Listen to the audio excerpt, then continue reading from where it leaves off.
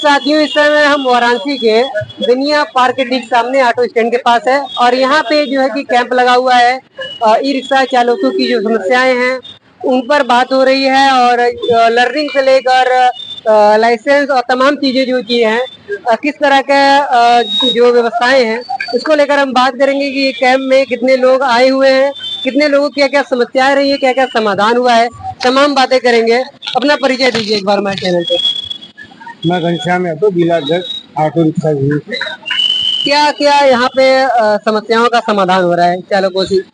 समय जैसा कि आप जानते हैं कि इस समय परिवहन विभाग हमारा जो हमारे शहर से काफी दूरी पे बढ़ चुका है, जिसके चलते हमारे चालक वहां तक नहीं पहुंच पाते हैं और ताशकत हो जाता है। तो इसी सब को देखते हुए ये हुआ कि संगठन द्वारा जो है एक कैंप का आयोजन किया जाए, जो बिनिया बाग स्थित ऑटो स्टैंड पर किया गया है। और आज सुबह से जो है लगभग काफी संख्या में हमारे चालक जो कि विदाउट डीएल थे, आज वो आ रहे हैं। और अब तक हम लोगों ने लगभग जो है 29 लोगों का लर्निंग बनवाने का काम किया है और लगभग जो हमारे करीब 20 ऐसे लोग हैं जिनका फिटनेस और बीमा का भी काम किया गया है। लोग आ रहे हैं, लोगों का काम हो रहा है और आपके चैनल के माध्यम से मैं चाहूँगा इसको और जनहित में प्रसारित किया जाए, चालक हित में प्रसारित किया जाए, जिससे जो भी हमारे चालक अपने अपने कागजों को बनवाना चाहते हैं वो बराबर समय समय पर ग्रुप के माध्यम से इनको सूचित किया जाएगा, वो आकर अपने कागजों को बनवा दें। तो इसमें जो सत्यापन की योगी जी जो आदेश किए थे उस पर क्या? नहीं, ये जो सत्यापन की बात करें वो चालकों के वेरिफिकेशन की बात हुई थी, जिसमें देखा जाए तो हमारा बनारस जो है काफी ढिलमुल रवैये पर चल रहा है और काफी स्थलों से, काफी थानों से बराबर शिकायतें आ रही है कि चालकों से बाकायदा पैसे की डिमांड की जा रही है, जो कि ये गलत है। और पैसा मांगकर कहीं न कहीं वो मुख्यमंत्री को बदनाम करने का भी काम किया जा रहा है। तो मैं आपके चैनल के माध्यम से अपने वरिष्ठ अधिकारीगण के संज्ञान में बात देना चाहता हूँ कि इसको अपने संज्ञान में लें और इस पर उचित कार्रवाई करें। और साथ ही साथ में डीसीपी यातायात राजेश पांडे जी का भी मैं धन्यवाद करूँगा कि आपको भी समझ, जब हम लोगों ने अपनी बातों को, अपनी पीड़ा को रखा था तो आपने एक व्यवस्था बनाई है। आपने अपने विभाग में केबल का निर्माण किया, एक फॉर्म आपने उपलब्ध कराया, उस फॉर्म के माध्यम से हम सभी संगठन के लोग चालकों का आधार, डीएल नंबर, उनका नाम पता लेकर उस फॉर्म पे भर के आप तक पहुंचा रहे हैं। तो सत्यापन का कार्य भी जारी है, लेकिन अभी भी जो सत्यापन का कार्य हमारे शहर में जिस हिसाब से हमारे चालकों की जनसंख्या है वो लगभग देखा जाए तो अभी 15% भी नहीं हो पाई है। इस पर कहीं ना कहीं थोड़ा सा और स्ट्रिक्ट होने की आवश्यकता है। ऐसे में चालकों के लिए क्या कहेंगे? चालकों जो लर्निंग हो रही है उसमें क्या प्रोसेस है और जो जो इसमें प्रोसेस क्या है, क्या क्या कागजात देते हैं? लर्निंग जो होता है वो तरीके से देखा जाए तो एडमिशन है कि मतलब आपने लर्निंग बनवाने का मतलब है कि आप जो है डीएल के प्रोसीजर में आ गए। आपको 6 महीने का मतलब अस्थायी एक डीएल उपलब्ध होता है। तो 6 महीने के अंदर फिर आप जाते हैं विभाग से अपना डीएल प्राप्त करके, जिसमें आपको प्रशिक्षण भी देना होता है।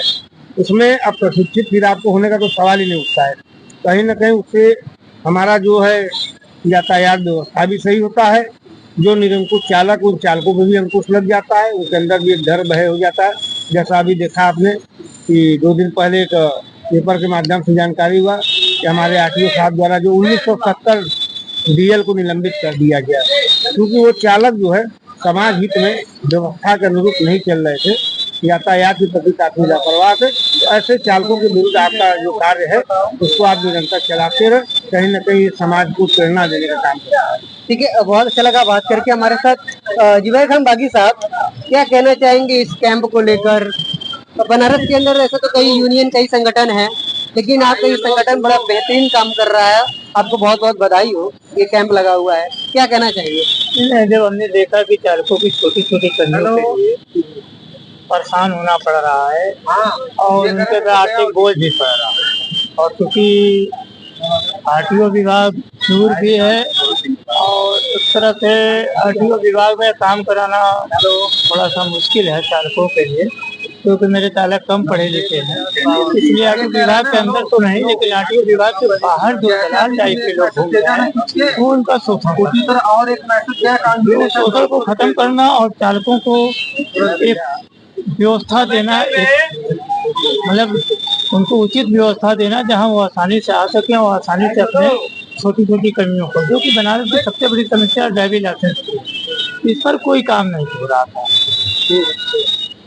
और जब अभी इधर भी एक अभियान चला, जब वो लखनऊ में एक कांड हुआ चालक ने किया, उसके बाद जब मोदी जी योगी जी का आदेश आया, उसमें चालकों का वेरिफिकेशन का भी आदेश था। अब जब चालक के पास डीएल ही नहीं तो चालक कैसे? और बनारस की ये सबसे बड़ी समस्या थी चालकों को, इस पर कभी कोई काम नहीं हुआ। तो फिर इस पर